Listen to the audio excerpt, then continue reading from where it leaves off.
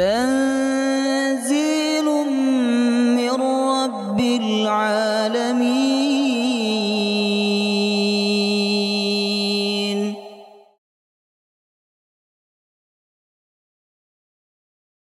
يا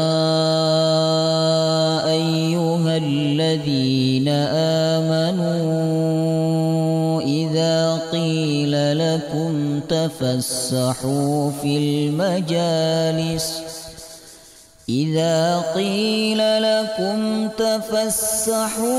المجالس فافسحوا يفسح الله لكم وإذا قيل انشزوا فانشزوا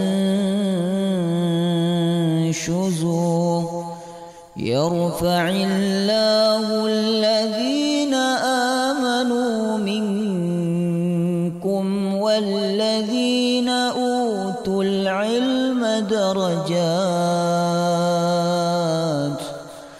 والله بما تعملون خبير.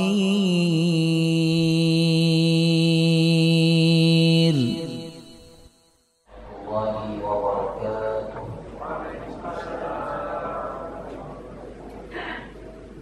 الحمد لله رب العالمين نحمده ونستعينه ونستغفره ونعوذ بالله من شرور أنفسنا ومن سيئات أعمالنا من يهده الله فلا مضل له ومن يضلل فلا هادي له أشهد أن لا إله إلا الله وحده لا شريك له وأشهد أن محمدا عبده ورسوله لا نبي ولا رسول بعده. اللهم صل وسلم على نبينا محمد وعلى آله وصحبه أجمعين. اللهم إنا نسألك علما نافعا ورزقا طيبا وعملا متقبلا آمين يا رب العالمين. Alhamdulillah, kita wajib untuk selalu bersyukur kepada Allah Subhanahu wa Ta'ala atas segala nikmat yang diberikan oleh Allah kepada kita semua, termasuk kenikmatan yang wajib untuk kita syukuri, yaitu nikmat kita dimudahkan oleh Allah untuk berkumpul di dalam majelis ilmu. Kita memohon kepada Allah semoga ilmu yang kita pelajari menjadi ilmu yang berkah dan bermanfaat. Itu yang diminta oleh Rasulullah. Sekelas Rasul saja minta ilmu bermanfaat Bapak Ibu. Allahumma inni as'aluka ilman nafi'a wa rizqan thayyiba wa amalan mutaqabbal. Beliau amat sangat takut kepada ilmu yang tidak bermanfaat. Makanya beliau berlindung kepada Allah dari 4 hal. Di antaranya ilmu yang tidak bermanfaat. Allahumma inni a'udzubika min ilmin la yanfa' wa qalbin la yakhsha wa nafsin la tashba' wa du'a'in la yusma'. Ya Allah, aku berlindung kepadamu dari ilmu yang tidak bermanfaat. Ilmu yang tidak bermanfaat itu ilmu yang tidak membuat kita semakin dekat kepada Allah. Ilmu yang tidak membuat hati kita khusyuk. Ilmu yang tidak membuat kita semakin bertakwa kepada Allah. Kemudian wa nafsin la tashba', nafsu yang tidak pernah puas. Kemudian wa qalbin la yakhsha, hati yang tidak khusyuk. Yang terakhir Nabi berlindung kepada Allah dari doa yang tidak dikabulkan. Semoga Allah Subhanahu wa Ta'ala memberikan ilmu yang bermanfaat untuk kita semua. Amin ya rabbal alamin. Sekarang kita masuk ayat 214. أعوذ بالله من الشيطان الرجيم. أعوذ بالله من الشيطان الرجيم. أم حسب حسبتم أن تدخلوا الجنة ولما يأتكم مثل الذين خلوا من قبلكم أم حسبتم أن تدخلوا الجنة ولما يأتكم مثل الذين خلوا من قبلكم مستهم البأساء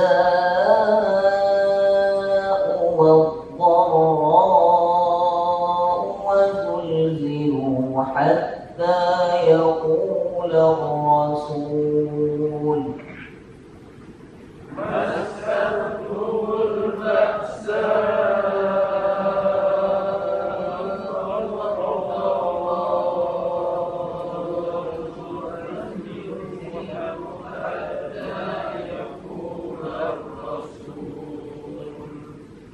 حتى يقول الرسول والذين آمنوا معه متى نصر الله حتى يقول الرسول والذين آمنوا معه متى نصر الله ألا إن نصر الله قريب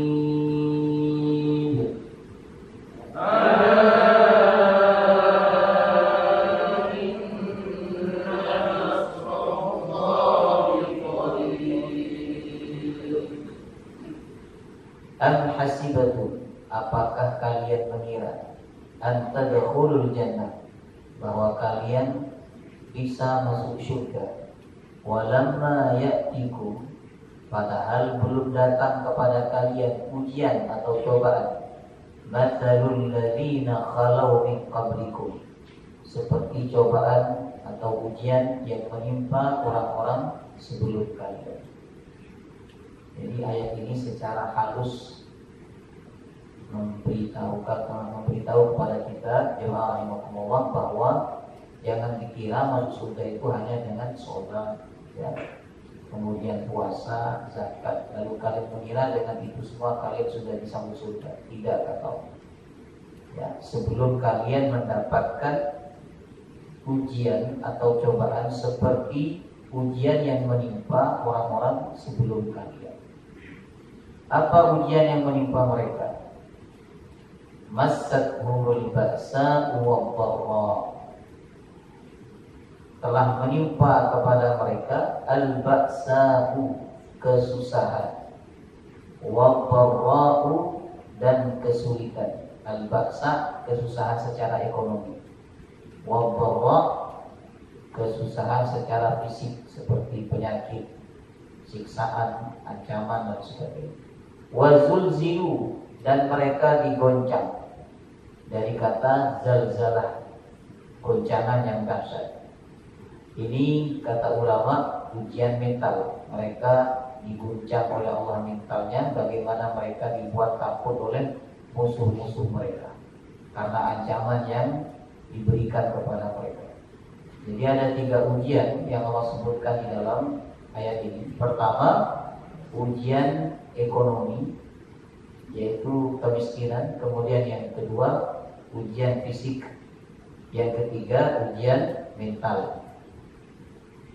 Dari 3 ujian ini yang paling berat menurut panjenengan yang mana? Halo? Hah? Panjenengan pilih mana kalau misalnya disuruh milih ujian dari 3 ini? Ya, kalau disuruh milih, karena panjenengan menganggap ini yang paling ringan. Diuji kemiskinan, susah panjenengan, susah duit, susah uang.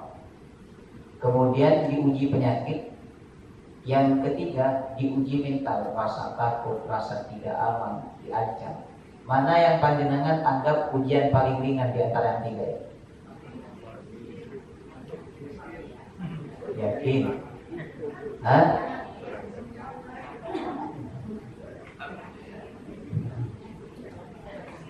Kemiskinan yang paling ringan, ya. Yang paling berat? Yang paling berat mental. Sebenarnya yang paling berat itu adalah kemiskinan, karena kalau miskin itu kena semua nanti. Panjenengan akan diuji secara mental, karena kepikiran akhirnya sakit panjenengan. Ya. Kalau panjenengan sakit ada uang, ya mau berobat ke dokter gampang. Ya. Kalau panjenengan diuji mental rasa takut, ada uang, tinggal bayar orang bagaimana supaya panjenengan aman, kan begitu. Nah, tapi kalau panjenengan diuji kemiskinan, ini ujian yang tidak mudah. Makanya ujian kemiskinan Allah sebutkan pertama, ya. Saking dahsyatnya ujian itu menimpa mereka, hatta yaqula rasul walladzina amanu ma'ah, sampai Rasul dan orang yang beriman bersamanya berkata, saking beratnya sampai mereka berkata, mata nasrullah, kapan ya pertolongan Allah datang? Ini menunjukkan beratnya ujian yang menimpa orang-orang terdahulu dan menimpa sahabat Nabi SAW. Kita ujian tidak berat sudah berkata mata nasrullah, kapan pertolongan Allah tiba? Ya, sedangkan para sahabat, orang-orang beriman pada zaman dahulu, mereka baru berkata mata nasrullah ketika mereka betul-betul berada di puncak ujian jemaah rahimahumullah. Kemudian Allah menjawab, ala inna nasrullahi qarib, ketahuilah sesungguhnya pertolongan Allah qarib, sudah dekat. Yas'alunaka madza yunfiqun, mereka bertanya kepada engkau wahai Muhammad tentang apa yang mereka infakkan. Jadi ceritanya ada sahabat Nabi datang ke Rasulullah bertanya, ya Rasulullah, saya mau berinfak. Kira-kira siapakah yang paling berhak untuk mendapatkan infak saya ini? Kemudian Allah menjawab, qul ma anfaqtum min khair, katakanlah apa yang kalian infakkan min khairin, dari harta. Harta di dalam ayat ini Allah sebut dengan khair. Khair ini makna sebenarnya adalah baik. Kenapa Allah sebut dengan khair? Karena pada umumnya manusia itu mengukur kebaikan dengan harta. Ya, panjenengan mengukur bahwa orang itu dalam kondisi baik ketika ada hartanya, banyak hartanya, jemaah rahimakumullah. Maka kata Allah, apapun yang kalian infakkan dari harta, falil walidain, maka pertama prioritasnya kepada kedua orang tua. Kemudian yang kedua, wal aqrabin, kerabat, orang yang ada hubungan keluarga. Wal yatama, anak yatim. Wal masakin, orang miskin. Wabnis sabil. Apa artinya? Ibnu artinya anak, sabil artinya apa? Jalan. Ibnu sabil, anak jalan, bukan anak pang. Ibnu sabil ini artinya musafir. Wa ma taf'alu min khairin, dan apapun yang kalian lakukan dari kebaikan, fa innallaha bihi alim, maka sesungguhnya Allah Maha mengetahui. Pada ayat 213 Allah mengakhiri ayat tersebut dengan firman-Nya, wallahu yahdi man yasha'u ila siratil mustaqim. Allah memberikan petunjuk kepada siapa yang Dia kehendaki menuju jalan yang lurus. Jadi kalau kita berada di jalan yang lurus, sebenarnya itu semua atas kehendak Allah. Nah, dan ketika kita berada di jalan yang lurus, artinya kita sedang mencari surga, sedang menuju surga, jemaah rahimakumullah. Lalu di ayat 214 Allah mengingatkan bahwa jalan menuju surga itu tidak mudah. Am hasibatum an tadkhulul jannata walamma ya'tikum mathalul ladzina khalau min qablikum. Apakah kalian mengira akan masuk surga sedangkan belum datang kepada kalian ujian sebagaimana ujian orang-orang sebelum kalian. Ayat ini ada sebab turunnya Bapak Ibu.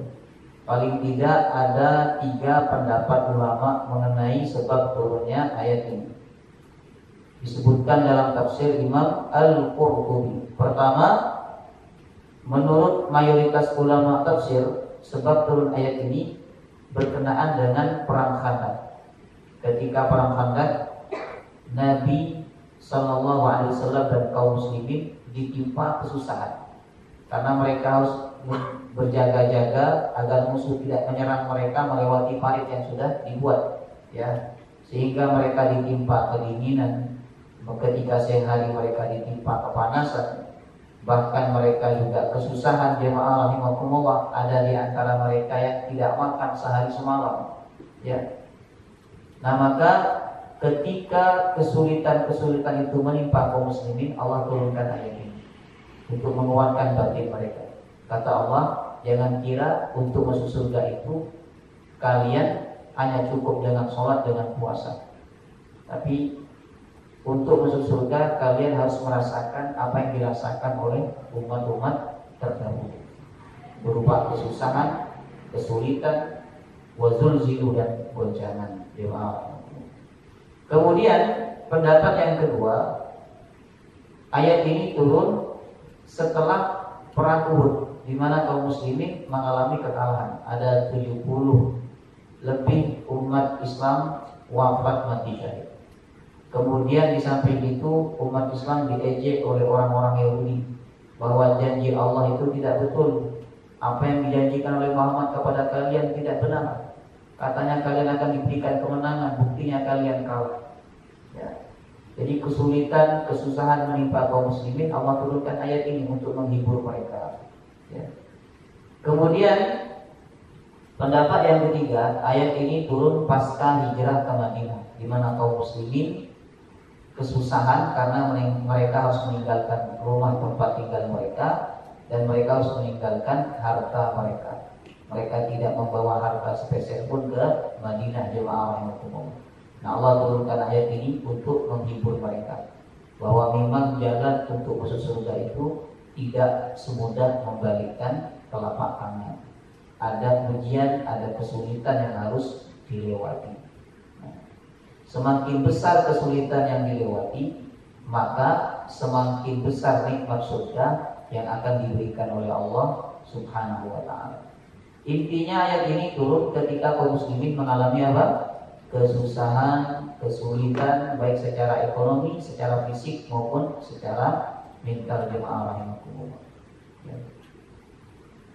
Allah berfirman, "Am hasibatum, apakah kalian mengira an tadkhulul jannah, bahwa kalian bisa masuk surga, walamma ya'tikum, padahal belum datang kepada kalian ujian atau cobaan."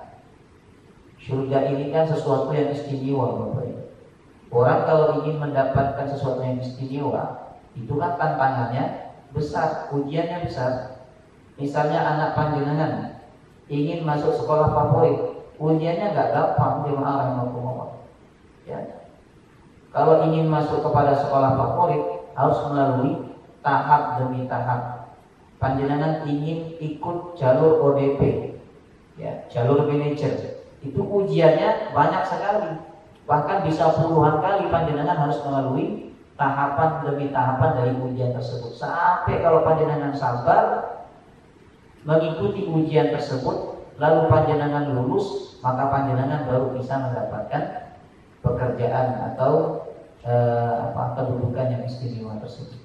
Nah, sama juga dengan surga. Surga ini sesuatu yang amat sangat istimewa.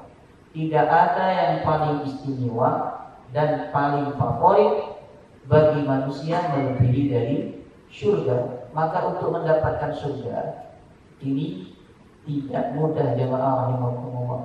Ya. Ada ujian, ada cobaan yang berat yang harus dilalui oleh mereka yang menginginkan surga. Makanya di ayat ini Allah memulai dengan kalimat pertanyaan, apakah? Pertanyaan ini menunjukkan ta'ajjub, keheranan. Ya. Apakah kalian mengira bahwa kalian bisa masuk surga padahal belum datang kepada kalian ujian atau cobaan? Matsalul ladzina qalu min qablikum, seperti ujian yang menimpa orang-orang sebelum kalian. Massathumul ba'sa, mereka ditimpa kemiskinan. Wadh-dharra, ditimpa kesusahan. Wazulzilu, dan mereka digoncang dengan berbagai macam ujian. Orang-orang sebelum Nabi Muhammad dan sebelum sahabat-sahabat Nabi Muhammad, mereka mendapatkan ujian yang berat. Ada di antara mereka, jemaah rahimakumullah, yang dibakar ke dalam paling api, yaitu kisah Ashabul Ukhdud yang Allah sebutkan di dalam surah Al-Buruj. Qutila ashabul ukhdud. Mereka hanya diberikan dua pilihan, meninggalkan keimanan atau masuk ke dalam paling api. Nah, itu ujian yang Allah timpakan kepada umat-umat terdahulu. Ada pula nanti ada hadis disebutkan oleh Nabi bahwa di antara mereka ada yang dibelah menjadi dua kepalanya, tapi mereka tetap mempertahankan iman. Jadi mereka ditimpa al-ba'sa, kemiskinan. Nah, kemiskinan itu juga menimpa kepada umat Nabi Muhammad SAW. Ketika mereka hijrah dari Mekah ke Madinah, Bapak Ibu, mereka tidak boleh membawa harta, ya, tidak boleh membawa apa yang mereka miliki di kota Mekah. Akhirnya mereka hijrah ke Madinah dalam keadaan miskin. Allah benar menguji mereka dalam urusan ekonomi. Kemudian wadh-dharra, mereka juga diuji dengan al-dharra, yaitu ujian fisik, siksaan, sakit. Ada di antara sahabat Nabi yang disetrika dengan besi panas, yaitu seperti sahabat Khabbab al-Arab. Ada pula di antara mereka yang ditindih dengan batu besar, seperti sahabat Bilal bin Rabah. Ada di antara mereka yang dipukul kepalanya sampai ingatannya hilang, yaitu Suhaib ar-Rumi. Ya. Kemudian mereka diboikot jemaah rahimakumullah selama 3 tahun. Bayangkan Bapak. Diboikot selama 3 tahun. Ada di antara sahabat untuk mengganjal rasa laparnya, mereka harus makan kerupuk. Jadi betul-betul diuji keimanan mereka oleh Allah. Diuji dengan kesusahan ekonomi, diuji dengan siksaan fisik, wazulzilu, dan mereka digoncang dengan goncangan yang dahsyat. Tapi ujian itu semua tidak dapat membuat mereka meninggalkan keimanan. Ini hebatnya para sahabat ini, hebatnya umat-umat terdahulu. Seandainya ujian itu Allah timpakan kepada mereka, belum tentu kita bisa mempertahankan iman kita. Saking beratnya ujian itu jemaah rahimakumullah, hatta yaqula rasul walladzina amanu ma'ahu mata nasrullah. Sehingga Rasul dan orang yang beriman bersamanya berkata, mata nasrullah, kapan pertolongan Allah datang? Kapan pertolongan Allah datang? Saking beratnya ujian yang menimpa mereka jemaah rahimakumullah. Ini bukan berarti tidak percaya kepada pertolongan Allah, bukan berarti ragu terhadap pertolongan Allah, tapi mereka bersifat istirja, ingin segera mendapatkan pertolongan Allah Subhanahu wa ta'ala. Ada hadis menarik dalam riwayat Al-Bukhari bahwa ketika Nabi sedang nyantai di dekat Ka'bah, tepatnya di naungan Ka'bah jemaah rahimakumullah, Nabi SAW didatangi oleh beberapa sahabatnya. Kemudian mereka berkata, ala tantasiruna ala tad'ullaha lana, wahai Rasulullah, kenapa kau tidak minta kepada Allah agar Allah memberikan pertolongan kepada kami? Kami ini sekarang sedang disiksa oleh orang-orang kafir, kemudian kami dipersulit oleh mereka. Kenapa kau tidak berdoa kepada Allah agar Allah memberikan pertolongan kepada kami? Ini menunjukkan apa? Bahwa siksaan itu tidak ringan jemaah rahimahullah. Sampai mereka ngadu kepada Rasulullah. Kemudian apa kata Rasulullah? Orang-orang sebelum kalian itu lebih berat ujiannya dibandingkan kalian, kata Rasulullah. Nah, ini hebatnya Rasulullah. Menghibur hati para sahabatnya dengan cara apa? Membandingkan kesulitan yang dialami oleh mereka dengan kesulitan orang lain yang lebih besar. Subhanallah. Kemudian ada juga di antara mereka, kata Rasulullah SAW, yang disisir bi amsyatil hadid, dengan sisir yang terbuat dari besi panas, sehingga kulitnya terkelupas, dagingnya terkelupas, kelihatan tulang. Tapi mereka tetap mempertahankan imannya, kata Rasulullah. Bahkan ada di antara mereka yang saya katakan tadi, dimasukkan ke dalam parit api, diancam untuk dimasukkan ke dalam parit api, tapi mereka tetap mempertahankan imannya. Ada seorang wanita di antara mereka yang sedang menggendong anak bayinya. Kemudian ketika dia ragu karena kasihan kepada anak yang digendong, ragu untuk masuk ke dalam parit api tersebut, anak bayinya berkata, "Wahai ibu, jangan kau takut, engkau sedang berada di dalam kebenaran." Maka ada 3 bayi yang bisa berbicara jemaah rahimahullah. Yang pertama, bayinya Nabi Isa. Yang kedua, bayi yang ada di dalam kisah tadi. Yang ketiga, bayi yang difitnah oleh seseorang sebagai anaknya Imam Juwais. Tahu kan ceritanya? Nah, maka ujian yang menimpa mereka itu dibandingkan ujian yang menimpa kalian, kata Rasulullah, tidak ada apa-apa dengan ujian kalian. Mereka tetap mempertahankan iman, kata Rasulullah SAW. Kemudian Rasulullah berkata kepada para sahabat, tenanglah dan sabarlah kalian. Ya, urusan ini, maksudnya agama ini akan disempurnakan oleh Allah Subhanahu wa Ta'ala, sehingga akan datang orang dari Son'a menuju Hadramut, yang mana mereka tidak ada rasa takut kecuali hanya kepada Allah Subhanahu wa Ta'ala. Walakinnakum tasta'jilun. Ujian pertolongan ini sudah dekat, kata Rasulullah, tapi kalian minta untuk disegerakan. Sabar, kata Rasulullah. Jadi para sahabat datang kepada Rasulullah mengeluh bagaimana ujian yang berat menimpa mereka itu sangat luar biasa. Ya, kata Rasulullah, sabar, pertolongan Allah sebentar lagi akan datang. Ala inna nasrullahi qarib. Ketahuilah sesungguhnya pertolongan Allah dekat. Jemaah. Baik, ada 6 pelajaran yang bisa kita ambil dari satu ayat ini. Pertama, surga itu mahal. Betul tak? Surga itu mahal. Ini sebagaimana sabda Rasulullah, ala inna sil'atallahi ghaliyah, ala inna sil'atallahi al-jannah. Ketahuilah bahwa barang dagangan Allah itu mahal, dan ketahuilah bahwa barang dagangan Allah adalah syurga. Jadi Allah punya barang dagangan yang amat sangat mahal, yaitu syurga. Panjenengan kalau jual barang mahal, maka panjenengan berarti orang yang berkelas, Bapak Ibu. Ya, misalnya panjenengan jual HP, harganya 20 juta, 30 juta, berarti panjenengan orang yang berkelas. Dan orang yang mau membeli HP panjenengan juga orang yang berkelas. Jemaah rahimahumullah. Orang-orang pilihan ya, yang datang ke toko panjenengan dalam 1 bulan itu bisa dihitung jari. Ya. Nah, Allah, karena Allah Maha Kuasa, Allah Maha Mulia, Allah Maha Agung, maka barang dagangan Allah itu bukan barang yang murah, jemaah rahimahumullah. Barang yang mahal, dan tidak ada yang mau membeli barang dagangan Allah kecuali orang-orang pilihan.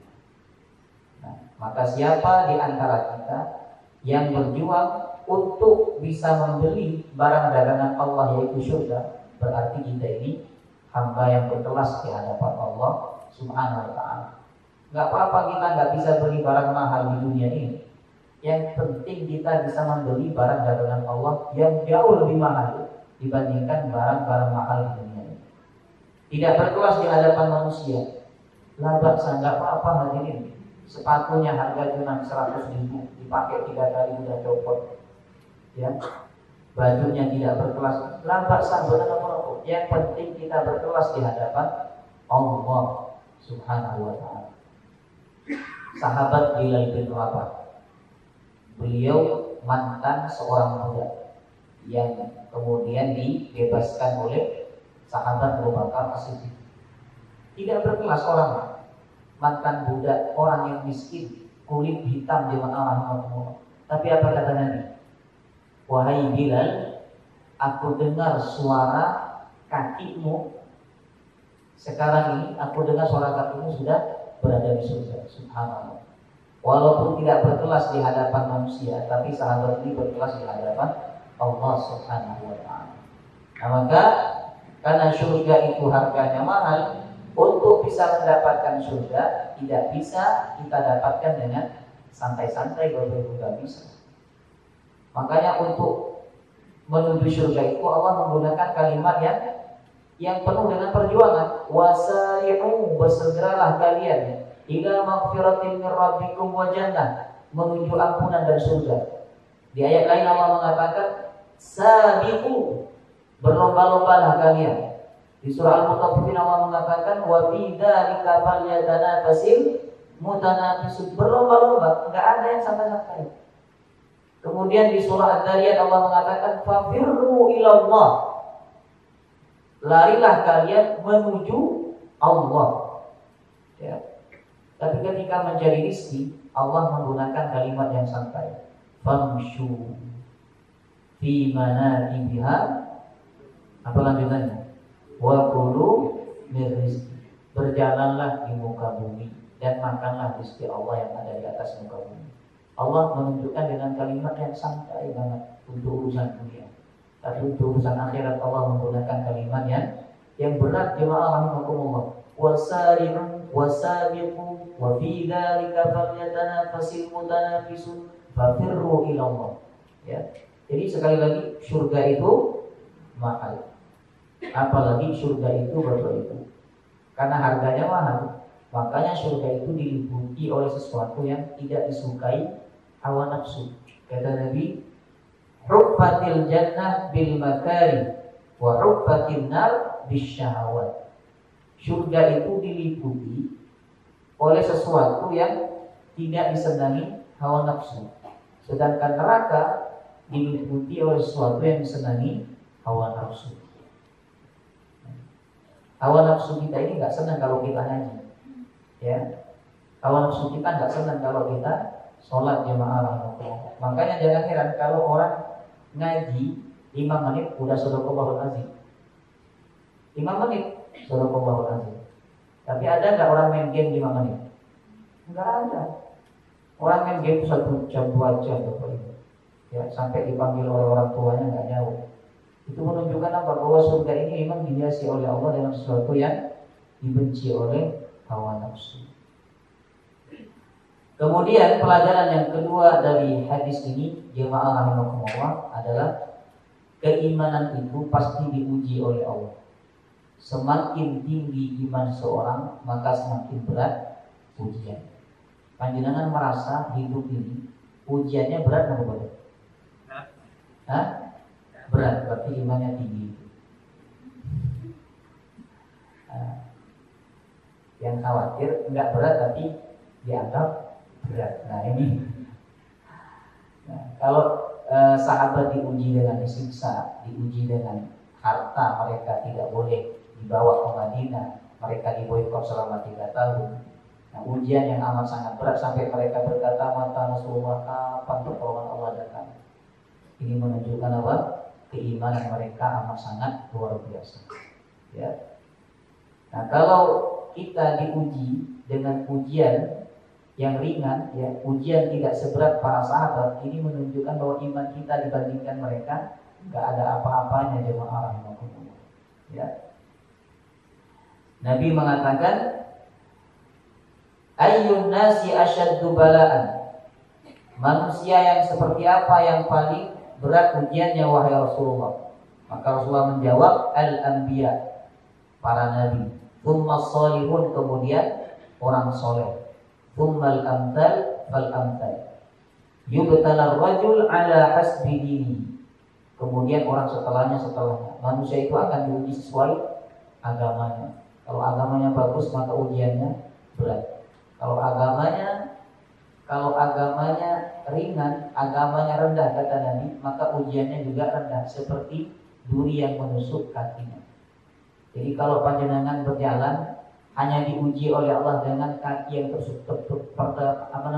tertusuk duri, itu menunjukkan bahwa agama panjenengan, keimanan panjenengan masih rendah jemaah.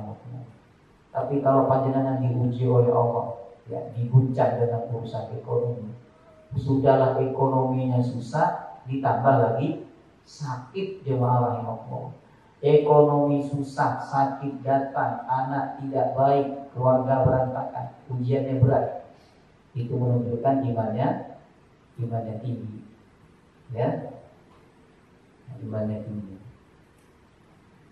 Karena Allah mengatakan, Nabi mengatakan dalam hadis, "Idza ahabballahu 'abdan ibtalah." Apabila Allah mencintai seorang hamba, maka Allah akan mengujinya. Kemudian pelajaran yang ketiga, salah satu cara untuk mengokohkan keimanan yaitu mencontoh orang-orang soleh sebelumnya. Makanya ketika para sahabat Nabi mengalami kesusahan, kesulitan, Allah ceritakan orang-orang sebelum mereka yang mengalami kesusahan yang lebih berat dibandingkan mereka. Jadi cara untuk mengokohkan keimanan Bapak Ibu, kita perlu mempelajari kisah-kisah orang soleh, ya, perlu belajar sirah Nabi, sirahnya para sahabat, kisah-kisah orang soleh terdahulu, ya.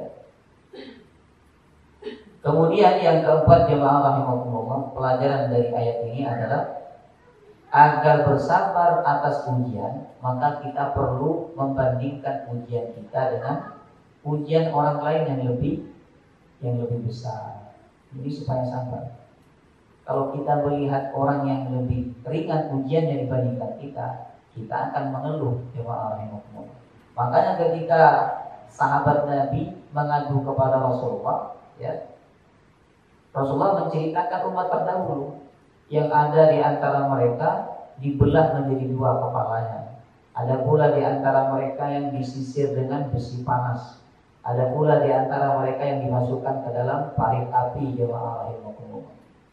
Nah, itu tujuannya apa? Supaya para sahabat lebih bisa bersabar. Nah, maka kalau kita sedang mendapatkan ujian dari Allah, maka bandingkan ujian kita dengan ujian orang lain yang lebih besar dibandingkan ujian kita. Dengan begitu kita akan bersabar.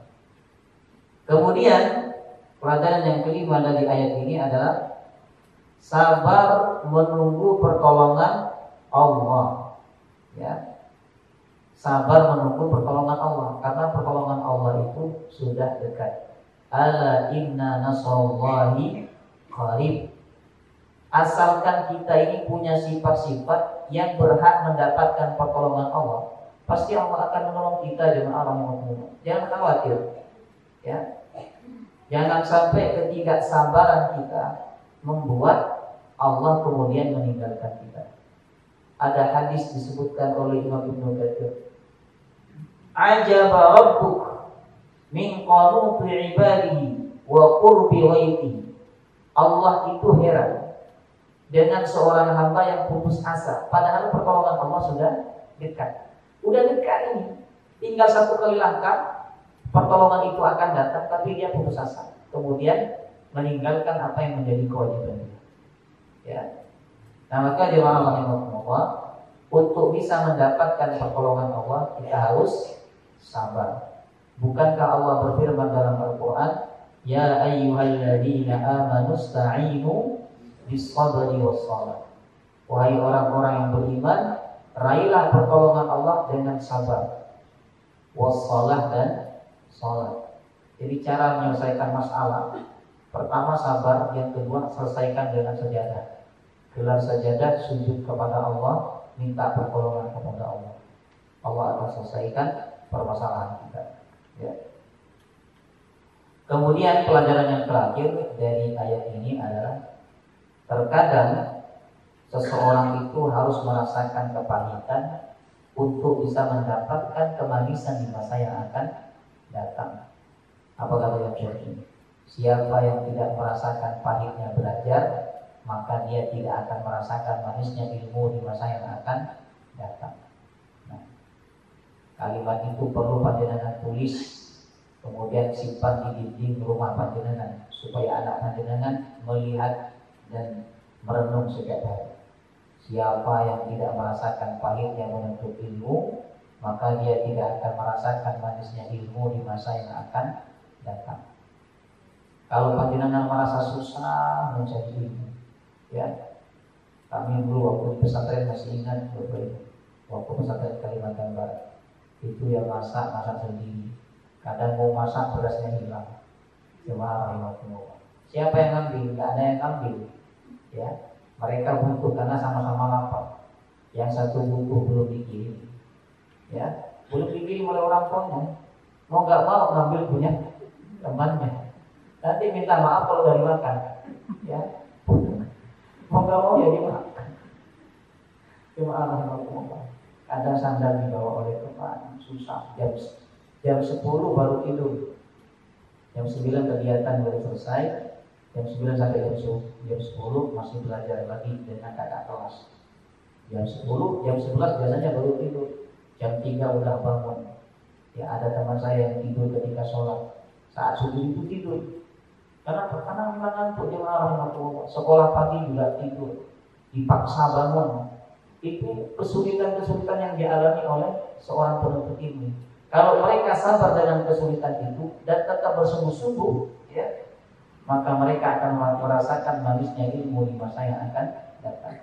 Jadi terkadang kita ini perlu sulit di awal-awal supaya kita mendapatkan kemudahan di masa yang akan datang. Bukankah Allah berfirman, "Fa inna ma'al usri yusra." Inna ma'al usri yusra.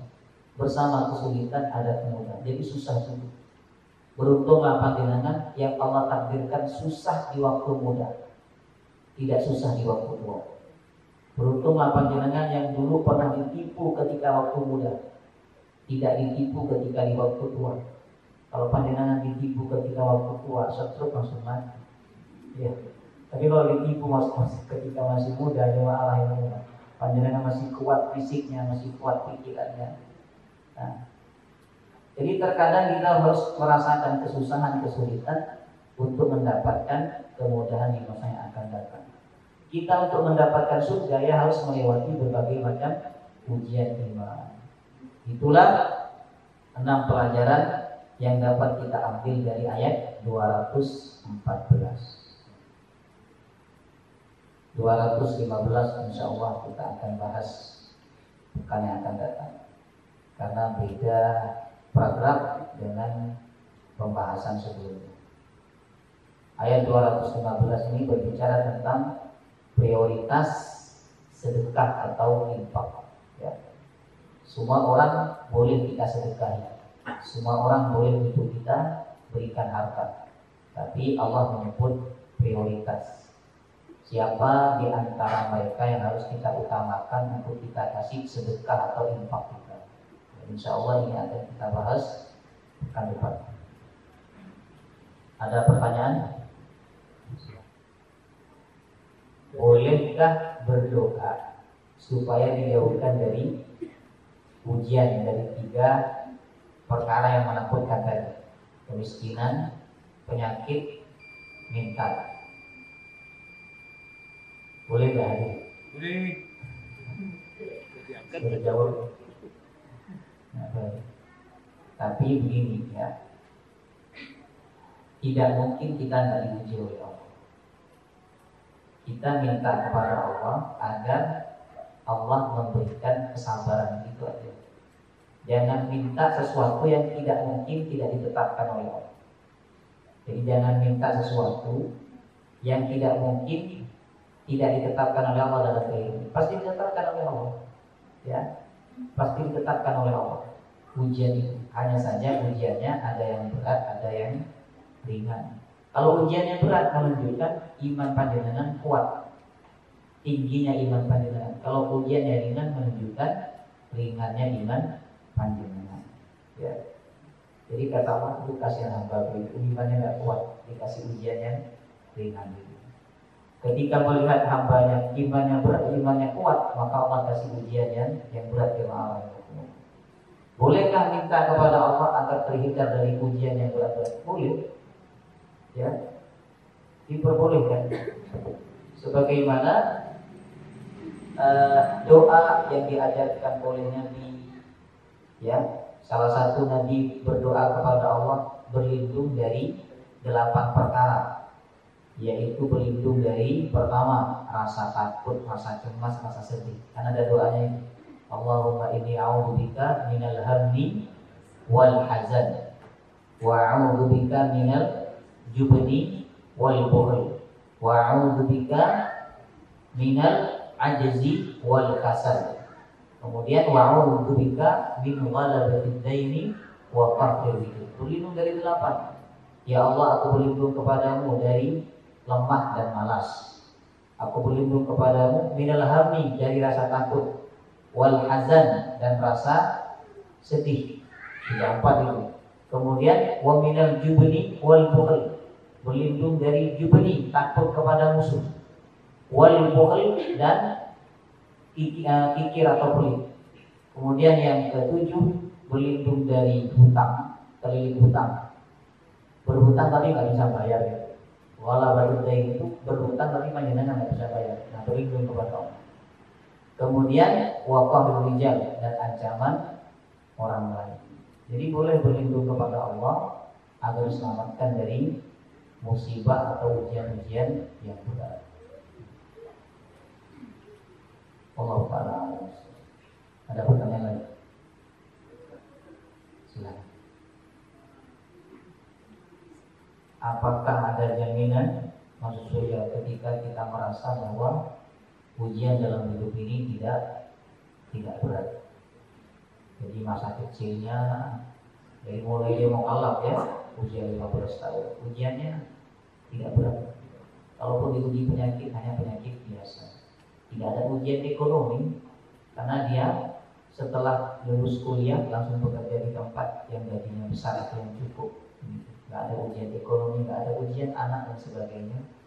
Ya. Sebenarnya kita harus paham bahwa ujian itu tidak hanya yang memberatkan hati, tapi yang menyenangkan hati itu sebenarnya ujiannya lebih berat. Karena yang menyenangkan hati itu seseorang lupa kepada Allah. Tapi ketika Allah uji dengan sesuatu yang memberatkan hati, seseorang datang kepada Allah meminta pertolongan. Apakah tidak ada jaminan surga kalau orang itu tidak diuji oleh Allah dengan ujian yang berat? Belum tentu. Ya. Jadi ujian tidak menjadi tolak ukur seseorang itu masuk surga atau tidak masuk surga. Buktinya Nabi Sulaiman alaihissalam, Allah tidak menguji beliau dengan penyakit, Allah tidak menguji beliau dengan pengikut yang membangkang. Allah menguji Nabi Sulaiman dengan apa? Harta, kedudukan, ya. Pengikutnya banyak. Dari kalangan jin ada pengikutnya, dari kalangan manusia ada pengikutnya. Lalu apakah dengan begitu Nabi Sulaiman tidak dijamin surga? Tetap dijamin surga. Jadi ujian orang itu pasti ada, cuman bentuknya yang berbeda-beda. Ya. Bagi orang soleh, ujian yang paling berat itu adalah diuji dengan kesenangan, ya, diuji dengan kebahagiaan, diuji dengan harta, dengan kedudukan, ya. Tapi bagi orang-orang yang biasa, bagi orang-orang yang yang pikirannya pendek, mereka menganggap ujian yang paling berat itu adalah ujian penyakit, ujian susah, ekonomi, kemiskinan. Ya. Allah Ta'ala. Ada lagi? Sudah cukup, ya? InsyaAllah kita teruskan pekan depan. Mari sama-sama kita tutup dengan pembacaan doa kafaratul majlis. Subhanakallahumma wa bihamdika asyhadu an la ilaha illa anta astaghfiruka wa atubu ilaik. Wassalamualaikum warahmatullahi wabarakatuh.